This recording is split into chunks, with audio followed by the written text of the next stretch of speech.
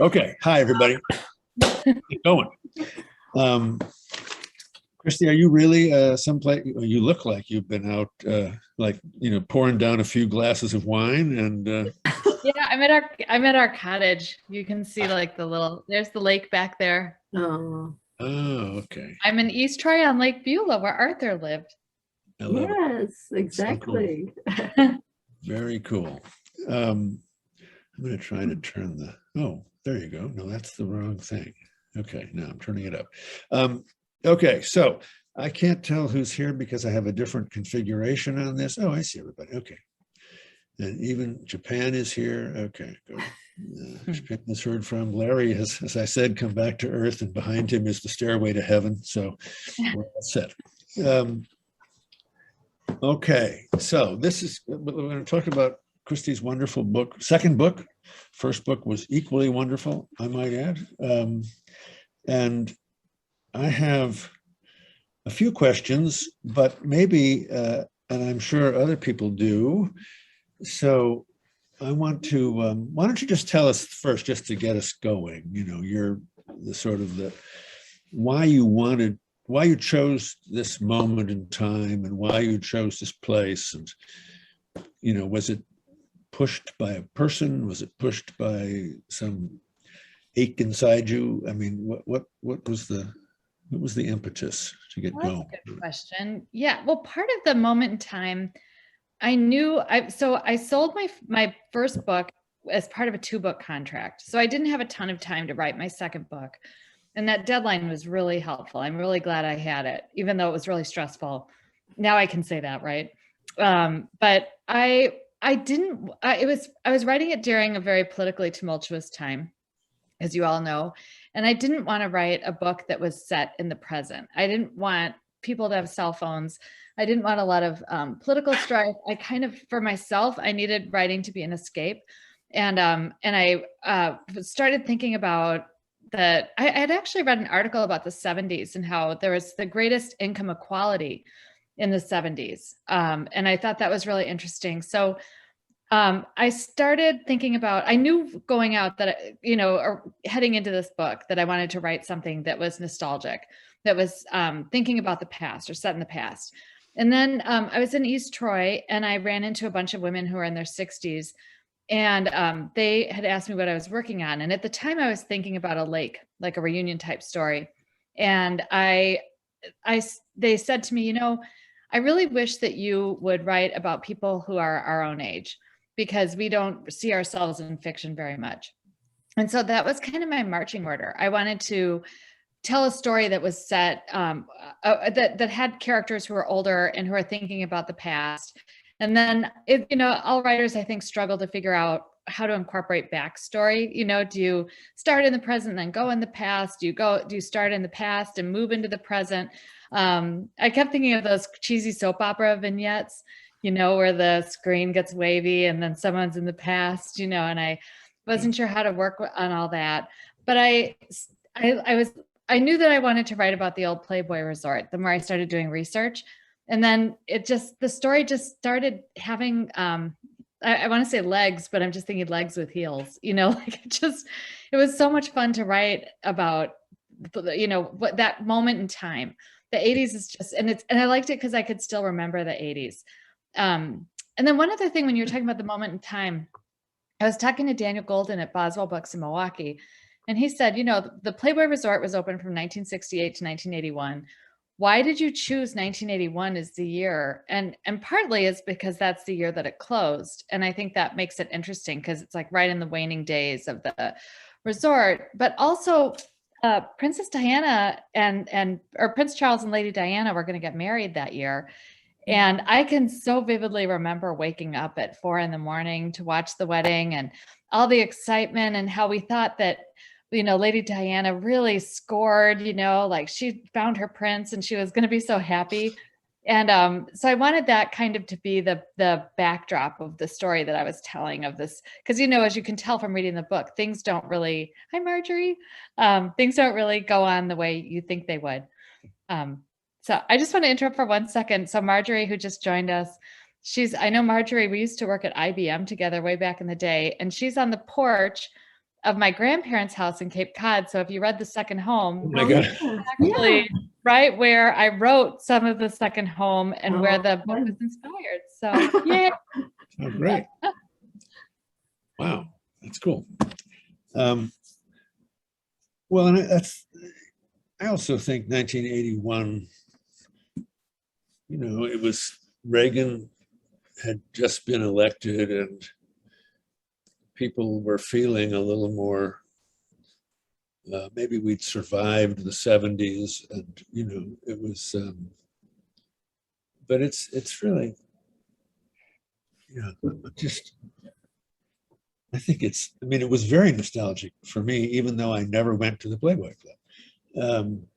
I mean, it just, that period was great, but I particularly liked, and I know when we talked about this a little bit when we talked in Spring Green at the Slowpoke, but I and I'm glad you brought up that these women wanted you to write about their age, because, you know, the book begins with a kind of you know, prologue that is in 2019, and so that did a wonderful thing, at least for me. I always like these kinds of structured books that move back and forth. If you know the person survived whatever's going to happen to them, as they're telling you the story. I also like the little device that you used. For instance, just page, there are 3 or 4 better ones, but one of the many things I did on Monday when I came, or Sunday night when I came back to Chicago, I must have been excessively tired because I forgot to bring home about 5 things. Most importantly, the copy of your book in which I have a million things written in. But for instance, the sentence on 226, she would remember the rest of the night in fragments. And it just kind of reminds you, every now and then you have these little lightning strikes to remind us that this was a moment that 40 years later still resonates, you know, that this, and so I loved that, the technique, because you used it very lightly, but and then when we got to the last quarter of the book, all set in 2019, when all these great women are 60, or in what's Ray Lee's case, a little younger, you know, their voices were very much theirs, but the way our voices are when we've lived enough and survived enough and become fully ourselves, as opposed to the somewhat perplexing 19 and 20-year-olds that we encounter in the beginning of the book. So I have a really important question I want to talk about, but I will save it for a while. Let's see what other people want to talk about. Oh, you know, in that Sunday thing, I read a number of your funny quotes from the book, or you're just, you know, because you have a wonderful sense of humor. But I left out my very most important, my favorite one, which was when when she comes back from that weekend and she's trying to talk about the 2 guys, and her friend says, "I'm not buying it. If that guy was so perfect, you never would have come back. You would have stuck to him like a tick."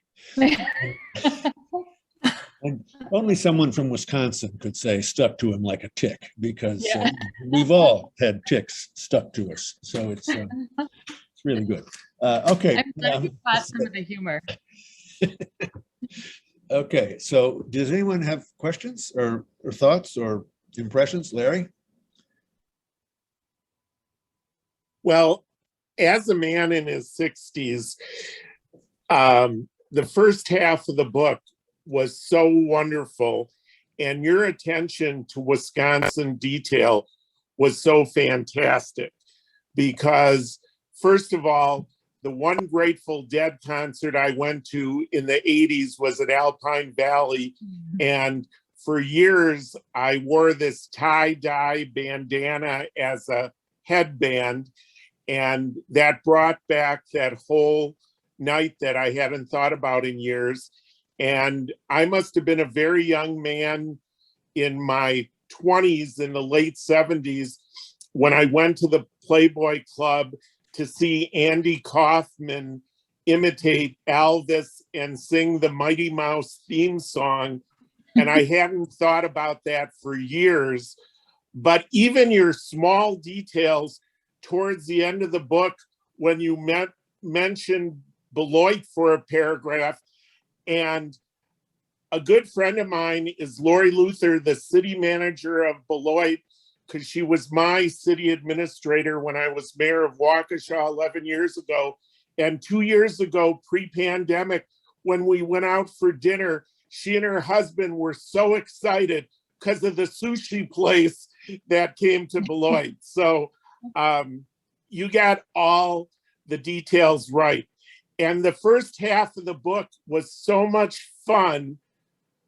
But when you killed off Arthur, I was so angry. I had to read the rest of the book to find out, was he really dead? What's going on? How could you kill off the one really decent person who appeared to have no flaws? And I was so happy when he did have flaws at the end, and you realized there was a lot more going on there than you knew.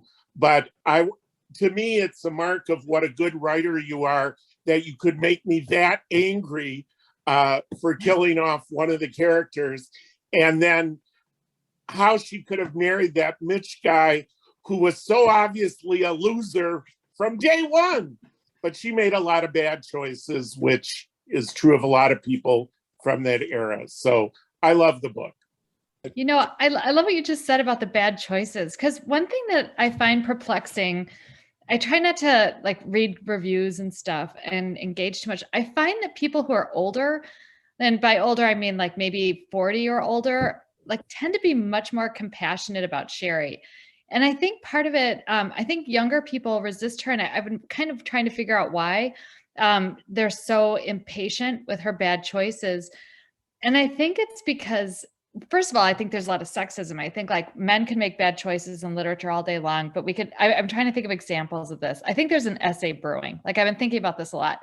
But also, I kind of feel like in the current day with social media and the internet, people feel like you can't make bad choices because everything you could want to know is out there. You know, if you just go on the internet, you can figure it out. So on Goodreads, someone had posted a question saying, how could Sherry not have known about Arthur? She should have just Googled him.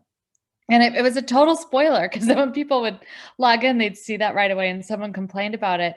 And someone was like, baby, this is 1981. Like, we didn't have that. But it's interesting to think about how we did screw up, but she didn't screw up in a colossal way. You know, like as you read, you get stuck in her story. She didn't murder someone.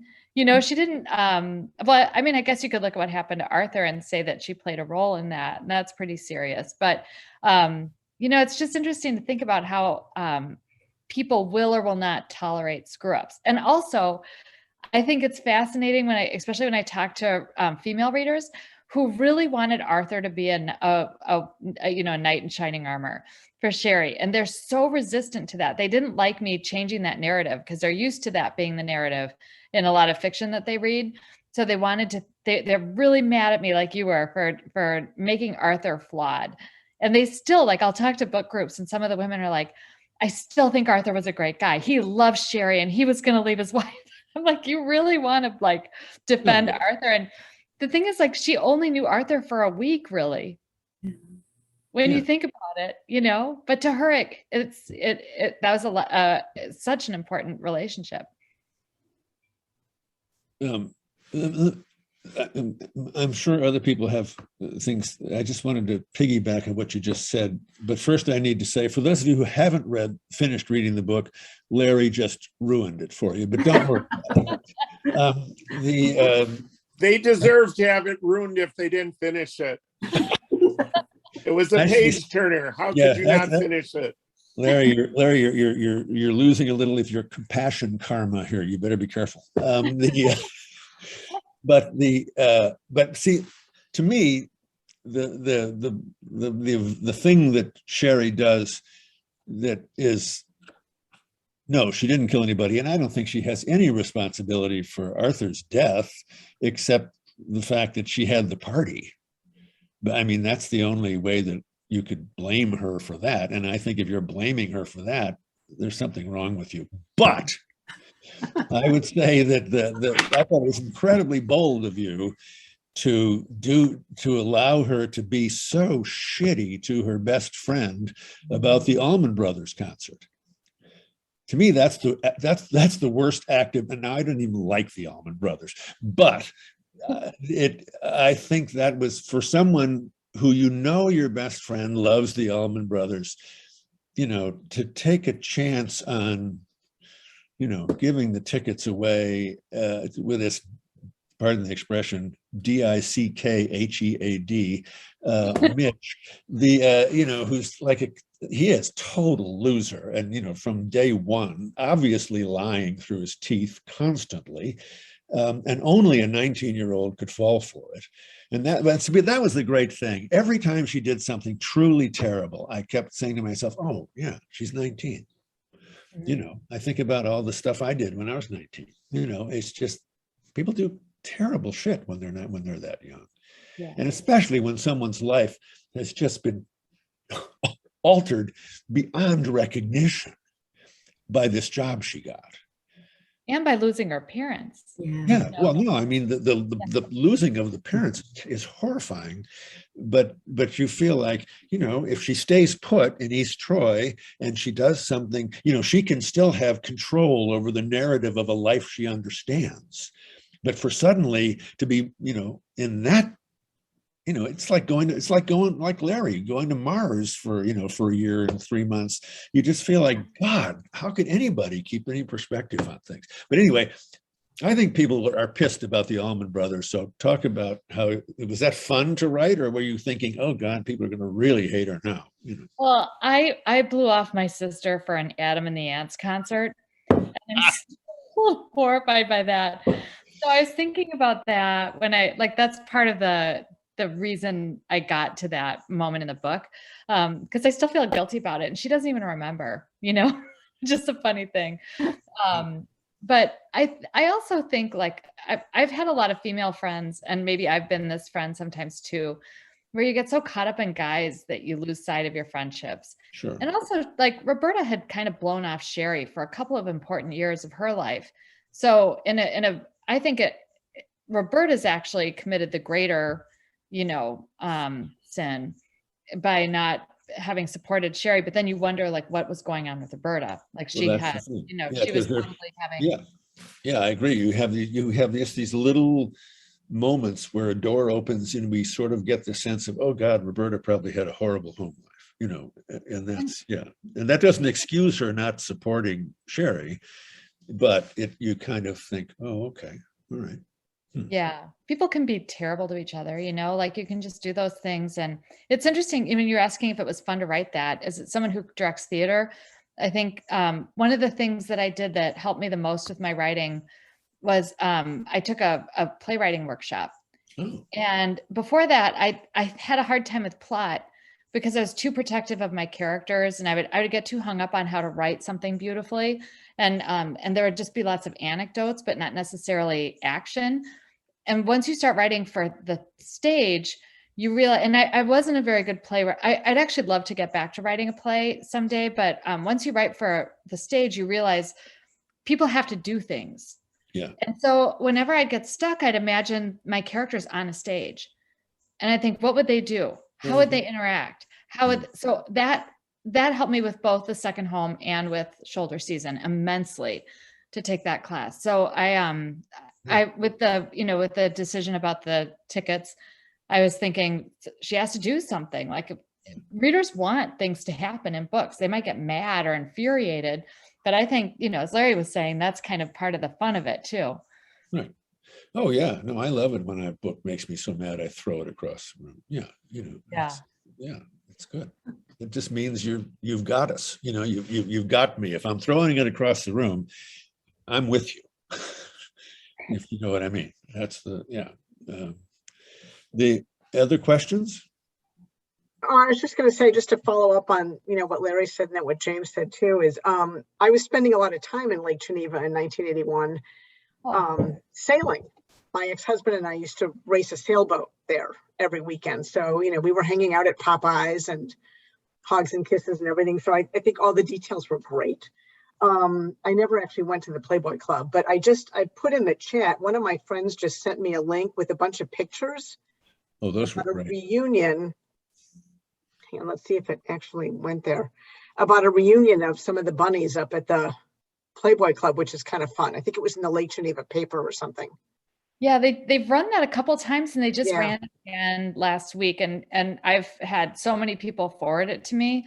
It's really fun to look at all those vintage pictures and the pebbly walls, and Chastity wearing the bunny costume. Oh, I know. You know, How and now- awful is that? Ugh.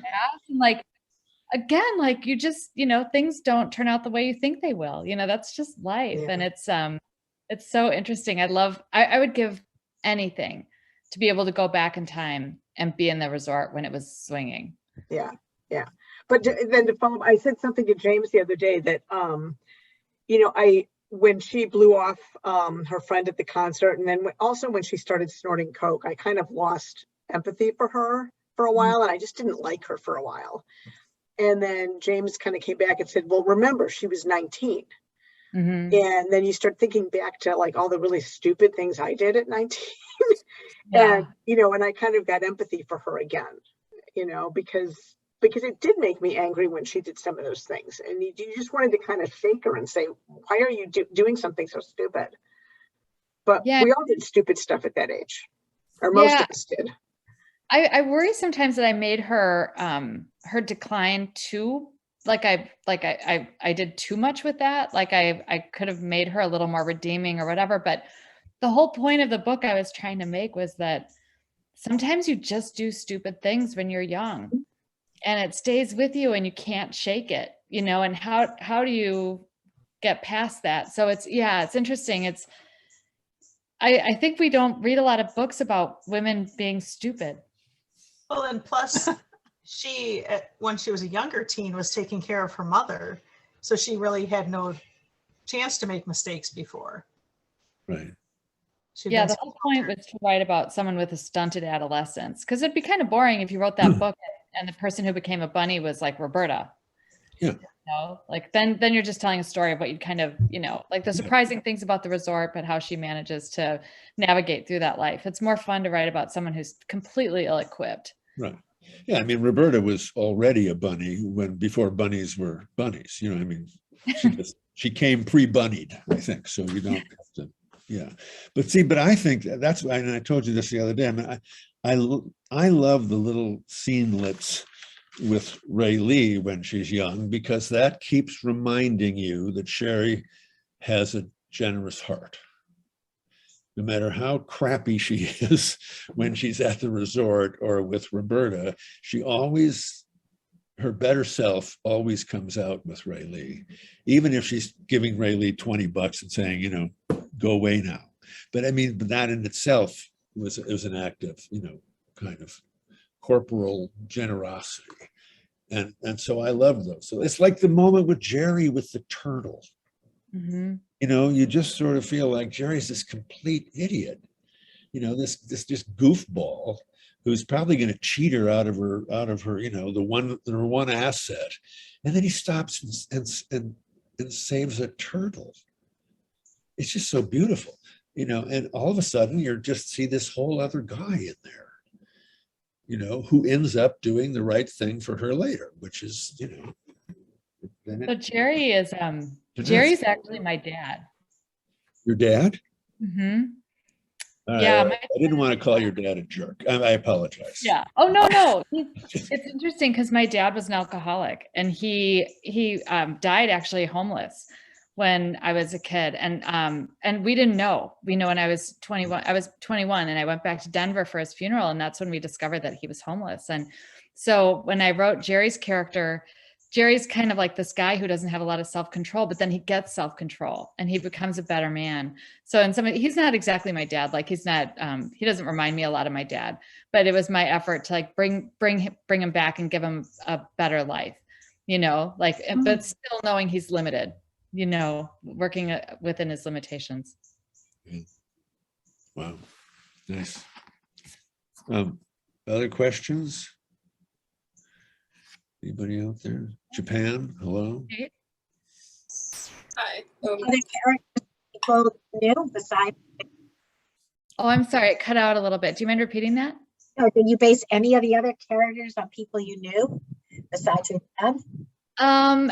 You know, sort of. Some of them, you know, usually with both my books, the characters sometimes when I'm struggling to figure out what they should be like, I'll kind of like anchor them with someone I know, and then they completely spin away and evolve and become their own, but they'll have some of the qualities of people that I know. So Sherry is based on you, Marjorie. And no, Sherry was actually, I was really having a hard time pinning her down, and I was teaching at Beloit College.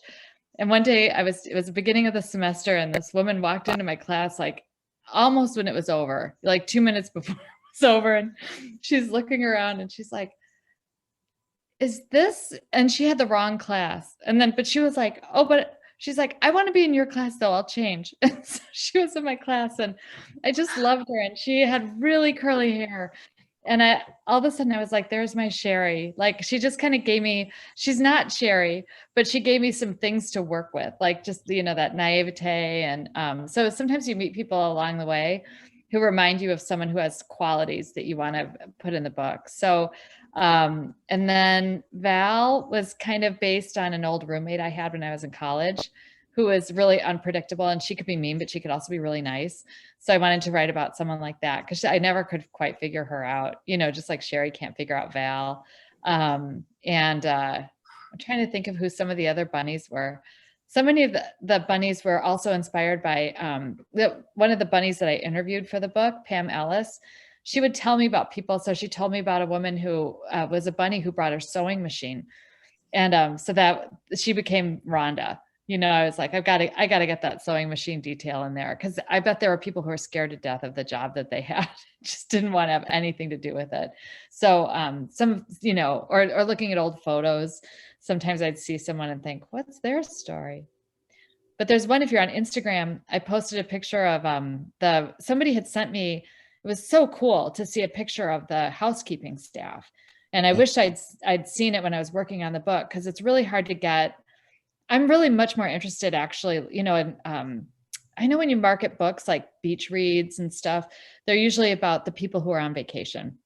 But I'm more interested in the people who aren't on vacation, like the people who sustain the places where people go and how they react to these, you know, resort dwellers. Or, you know, in East Troy, I think it's so interesting that it's a home for so many people, yet it fills up with people in the summer, and it changes the dynamic. So I was looking at that picture, and I was there are some guys in there that I was like, oh, I wonder if I could have used this as inspiration.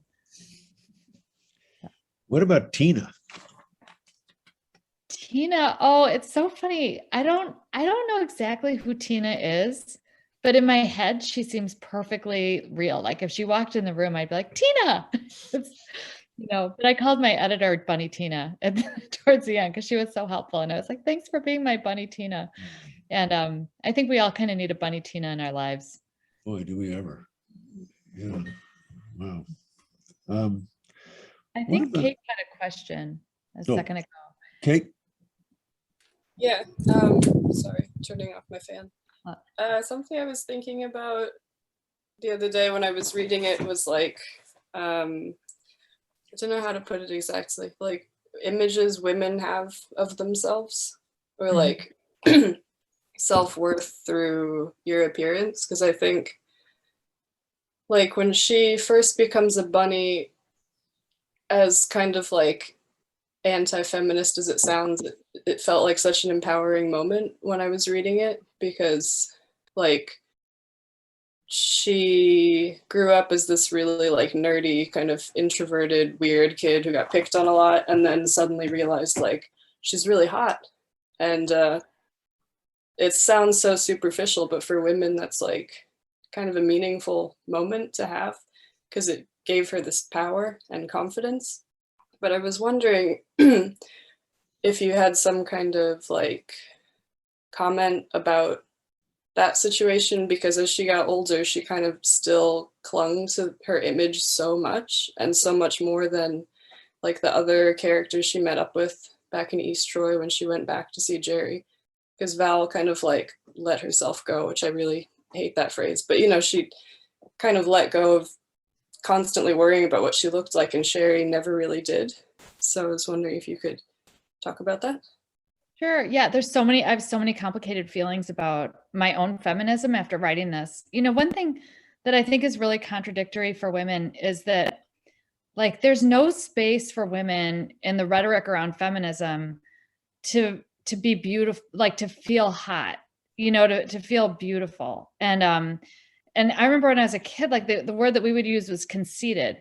And we don't use that word anymore. But I remember like, if you thought you were pretty, people would be like, she's so conceited. And I was thinking about that a little bit when I was working on the book about how women like sometimes you want to look pretty, you go out with your friends, or you want to look hot or good or feel sexy or whatever, but you're not really allowed to do that. You know, I think you're viewed negatively if you do it, yet you're expected to be that. And so I kind of wanted to write about someone who just, you know, has that good feeling of looking really great. And I also noticed that this is kind of a weird thing to say, but like it seems like when people are desired by other people, it makes them feel more desirable. And you never quite know how beautiful Sherry actually is. You know, when you read the book, I was thinking somebody was describing her as being really beautiful, and I thought she might not be. You know, and I look at pictures of, but who's to say, like who's by whose standards? But I mean by traditional standards of beauty, like given the way that the women were selected to work there because they were wholesome and they mostly had to be thin. The people here joke about it. Like I'll talk to people when I interview, when I say here, I'm in East Troy right now.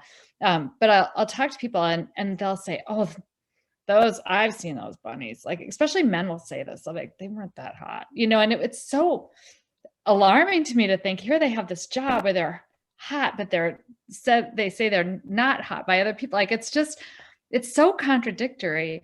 But I wanted her to have a moment of empowerment, to just feel like she can walk out there wearing whatever she wants, you know, and she could feel beautiful, and that's empowering. It's also demeaning at the same time because she's doing that in the service of being a Playboy bunny, you know, like by projecting the standards that men impose on her.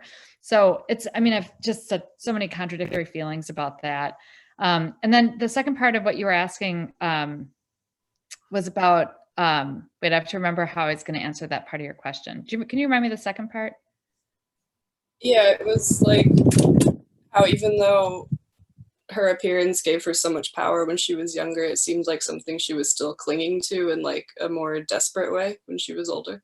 Oh yeah, that was actually, thank you. Thanks for jogging my memory. So one of the bunnies that I was interviewing, she struggles with her weight all the time.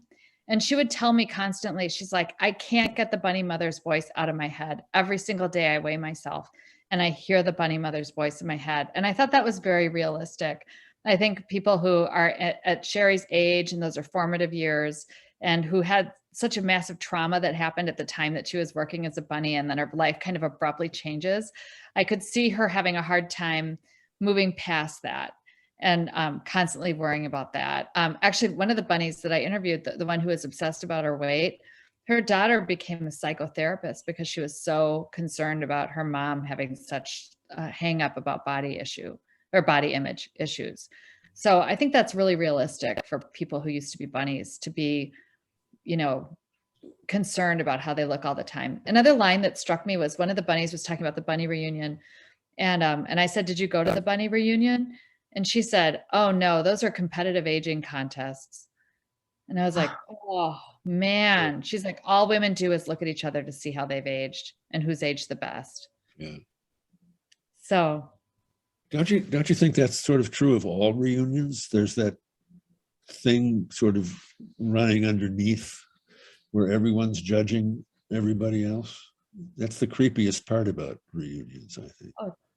And as I get older, like you always hear people say like, oh, you look good for your age, or you look younger. I'd never believe that. Like they say it all the time, where they'll always comment on your age as opposed to what they think you're supposed to look like for a certain age. And it's just strange. It's like we're thinking about age and looks constantly. That's why it's fun to write about women who are at like, Sherry's age at 59, to think about some of those things that you still get hung up on and how the past kind of gnaws at you and you can't shake some of those bad habits. Well, other questions, other comments? That was a really good question, Kate. Nothing? Come on. What's the matter with you people? Larry? No, sorry, Larry, you've already ruined by telling everybody the entire book. You can't speak anymore. No. What is it, Larry? Well, I'm only going to say that I haven't gotten that far because I just started the book, but don't worry about ruining it for me. I'm sure it'll be really intriguing and surprising and moving anyhow. So I'm looking forward to it. I've gotten to about page 100. So great. I left out the part where they bring him back to life.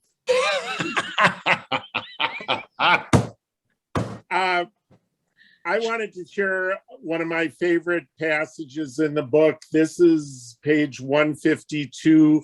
I think this might be the first time she's with Arthur, and it says, after so many months of shielding herself from grief, their closeness led her to feel a dangerous pang of tenderness for him in the place where she protected her feelings. Dangerous because she knew too well that love led to loss, and she'd already lost so much. And I didn't realize at the time, but it was great foreshadowing.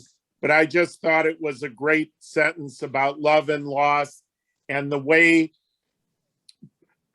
part of why she turned to sex, drugs, and rock and roll was because of her bad self-image, and she didn't have the confidence, which that was one of the good things for her about being a bunny. She finally got some confidence, but I thought that was a great passage. Okay. Larry, you made me think of something I've never thought of before. Like, I wonder, like, if Sherry had never become a bunny. Yeah. I wonder what she would have been like, like she probably never would have made it to California. Oh, no way. She might be working, at Trent Tube in East Troy, stamping metal, who knows? It's interesting. Like, even though she made all those mistakes, they got her somewhere. Yeah, I agree with that, Christy. I don't think she would have ever left if that, in other words, her life had already been fractured emotionally, and the loss was profound with her parents. But then to have that event happen, which then she spent the next 40 years turning it into a sort of mythic event, which, sort of stopped her in a different way. But I don't think she would have ever.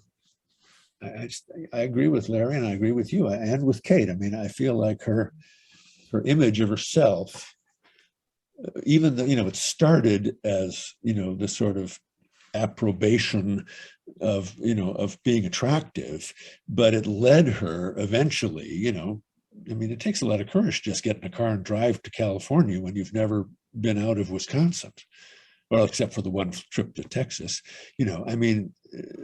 somehow it gave her enough residual push to start a new life. But then by the time we meet her, when she's almost 60, when we meet her again, she's really become someone that I think she feels really comfortable with.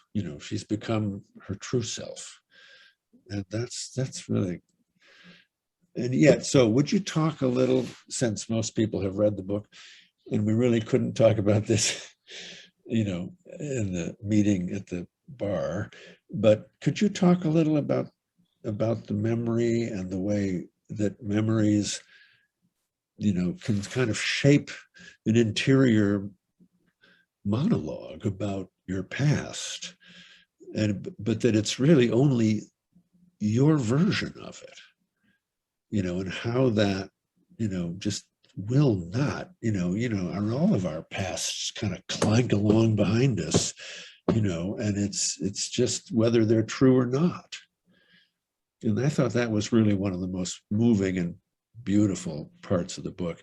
And I think the last 3 pages of the book are about as good as anything that I've read all year. I mean, just the way those 2 women come together. The maxi pad where the name is actually disappeared, which is perfect. The whole of it was but it was just handled both in your writing and the women, the grace of the 2 women is just really so beautiful. It's just great. But could you talk a little about what what was going on in your own mind with the whole sense of memory and a story that you hang on to, true or not?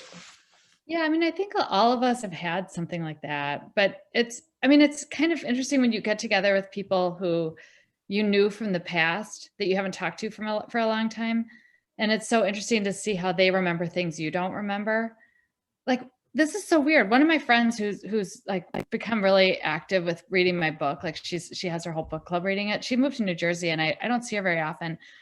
And she was sending me messages and she said, it's just so cool. I get to read your book. And you were the person who was standing with me in the room when they broke my water before I had my son. And I was like, I don't remember being in the room with you when your water was broken. And like, to her, she's always thought of that. Like, that's been how our friendship was defined for her, that I was there. And I have no memory of that.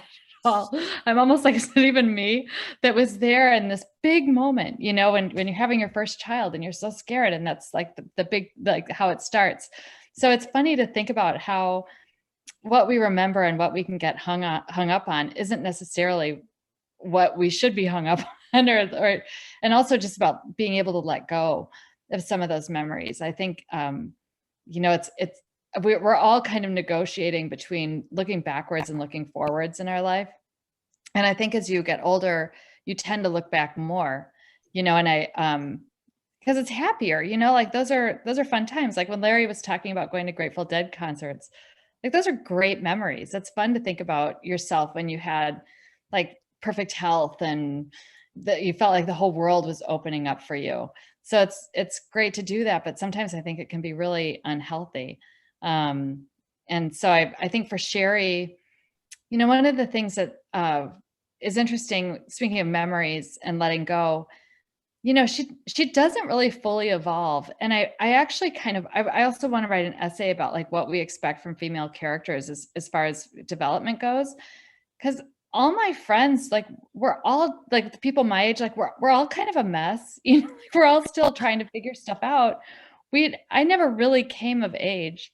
I'm still like berating myself for things I did wrong or, should be doing better or differently. And so I kind of wonder if the whole idea of a coming of age narrative is a little bit misconstrued. And I think for Sherry, like just recognizing that she's just kind of accepting the past and the things that had happened so that she can move forward without feeling so much guilt is what coming of age for her actually means. But coming of age is tricky, like I don't think Sherry's ever going to be perfect, like I think when we read books, we're so used to certain kinds of narratives where we just love someone and they become so great at the end and they've really got their stuff figured out. But then the next day they could wake up in a bad mood and something could go wrong. So. Okay, I have a weird question. Mm-hmm. So, go for it. So Sherry, why does Sherry play the organ? Is it because it's this wieldy, complex instrument that somebody that doesn't have a lot of power has power over this thing? Or is it a way to tie Greg Allman into the story? It actually, I wanted her to play the organ because there's a bunch of reasons why. One is I was really in my book trying to redeem the town of East Troy. I think readers have expectations of small towns, especially in Wisconsin, as being, they have kind of a narrow view of what that experience is like. So I wanted her to have an instrument that she played. I played the cello when I was growing up, and it was a real outlet for me. I wasn't ever that good, but I cared about it a lot, and I was kind of obsessed with music for a while.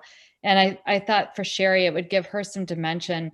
And the thing I think with someone who's kind of experiencing an awkward adolescence like Sherry, she doesn't have the words to communicate how she feels, but she has very deep feelings.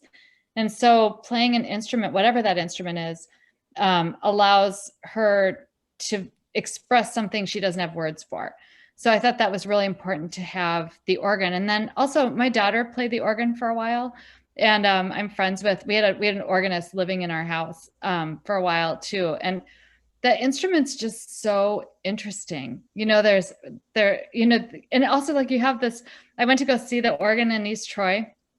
I should post a picture of it to Instagram, but it's so not fancy, like it's just this kind of like old looking organ, and it's never been cleaned off. Like the stuff on top of that organ has probably been there for 60 years, like including the candy in the jar.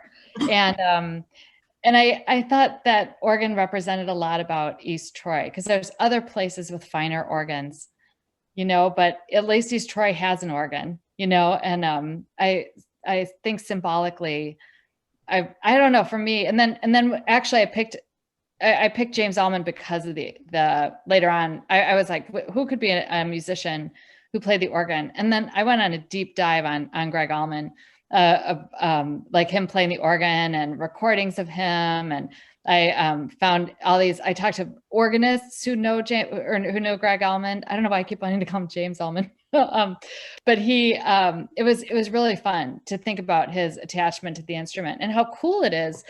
I really appreciate when I see bands like it seems like there's some bands that sound like they're imitating other sounds, or that they're going for a certain song or style.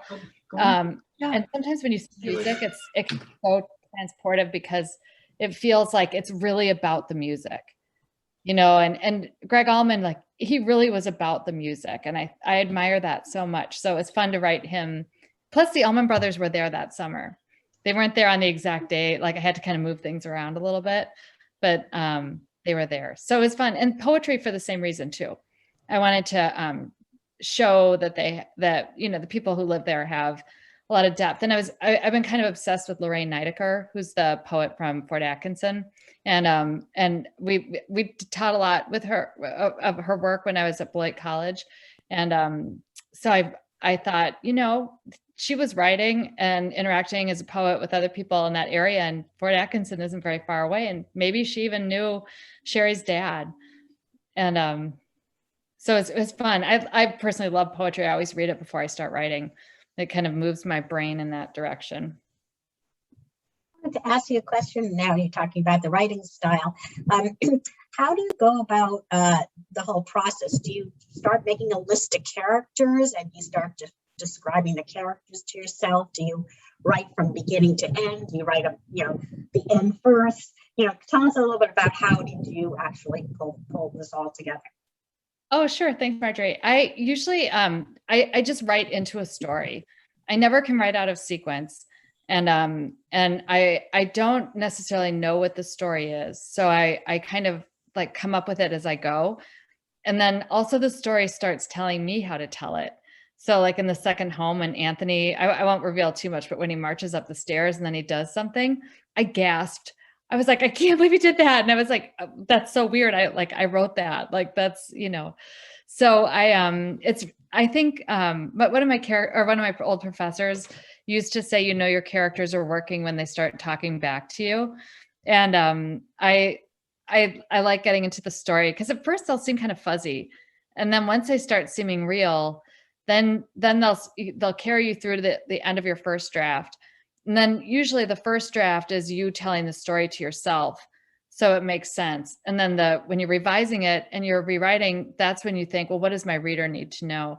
And then that's when you go through that really painful part of cutting all this background information you had about characters, because the reader doesn't really need a lot of that, but I insert a lot of that. I actually, like, the true confession, with this, with shoulder season, I have issues with the first chapter. I tried to change them and my editor didn't want me to, but I feel like there's too much backstory crammed into that first chapter. I thought it should be broken up. I wanted to write maybe a scene where Sherry's at the funeral with Roberta, and then the next thing we see is her waiting for Roberta. Because I just thought, wow, we got all this background. Like, this is about Sherry's dad. This is about Sherry's mom. This is about Roberta. This, you know, that chapter is super long too. And my editor was like, no, I love it the way it is. I think we should keep it. And I trust her intuition, but it's still, to this day, I feel like I should go and clean that first chapter up. But, you know. Next book. Yeah, the next book. Actually, you know, Pat, I'm working on my third book right now, and I am writing it at my own pace because I haven't, my agent really wants me to sell it soon because you can sell it with the first 3 chapters and a synopsis. But it's not like I rush. Like, we didn't change the first chapter because I rushed shoulder season, and I'm really proud of shoulder season and what I wrote. I worked really hard on it, but I kind of want to luxuriate a little bit more in the story this time. Grow it. Good. Yes, don't rush it because we have to have a post-pandemic book from you. Oh my gosh. One book that's not affected by a pandemic. I would love that. Do you want to tell us anything at all about the next one?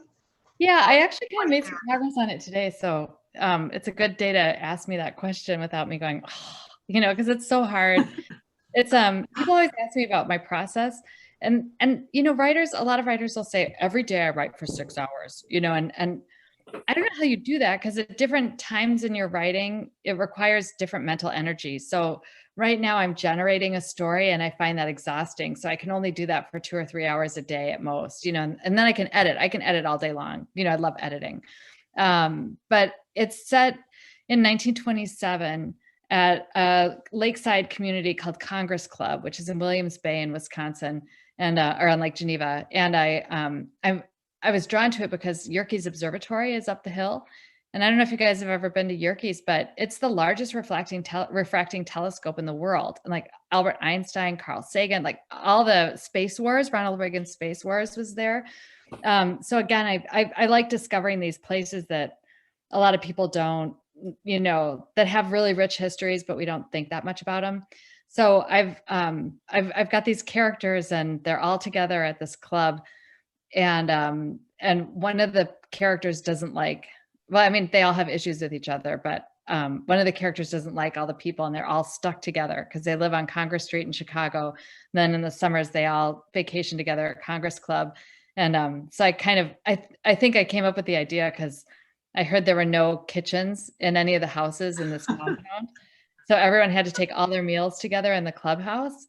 And it was right in the middle of the pandemic. And I was just going crazy with my husband, like clicking his spoon against the bowl. And like, I was like, what if you don't like these people? You know, so that's what I'm writing now. And I've, you know, speaking about earlier in the conversation you guys were asking me about like moving forward or backward in time. With that one, I was so stuck with where the story was going. I was stuck for 3 months. Like I couldn't figure it out. I was like, I'm going to write something different. And then instead of going forward, the other day I had this thunderbolt where I thought, what if I go back in time to 1910? Because I keep referencing something that had happened that had created the situation where all these characters were in. So I just wrote the scene for myself. And all of a sudden I was like, oh, this actually, I think kind of works as the beginning. So, and then that kind of cracked the code for the whole rest of the book. I think now that I've got that written, I know whose story it is and where it's going to go. So it's kind of I'm in a good, like, I might change my mind about it, but right now I'm kind of excited. So it'll be fun if you guys read it. Like if it actually gets published, you can read it and try to remember, like, what was she saying about that crazy book? That's exciting. So do you know when that will be? 2022, 23? Oh, no. I think the earliest it would be out would be 2023. Okay. So I think I'm probably going to be one of those writers that they always publish in summer.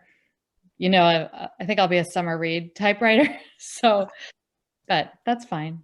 Yeah, that's great. Then we can do events. Yeah. Well, Thank you, Christy, and you know, we love having you visit us at the store and your work, and you know, we're your biggest fans. So. Oh, I'm your biggest fan. I love Arcadia. I tell everyone to go there. I hope you've been getting lots of sales too, because when people ask me where to buy it, I'll always say Arcadia. So.